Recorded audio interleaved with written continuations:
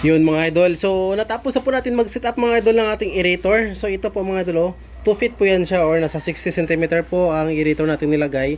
And panurin nyo po yung kung paano natin nilagay ito siya mga idol.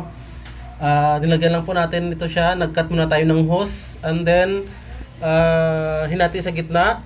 Naglagay po tayo ng liquid cement.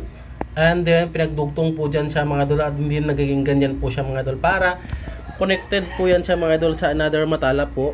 Yan, ito yung another matala. Same po yung ginawa natin. And ganoon din po dyan siya mga idol. The same.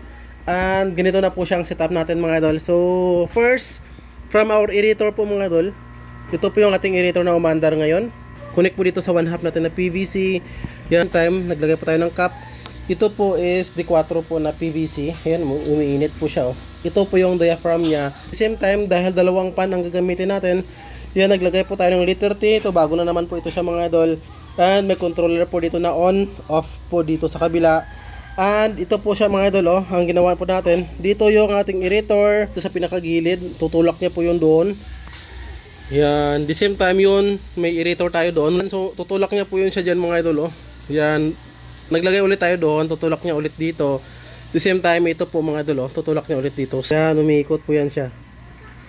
Continuous kapag may aerator po mga idol.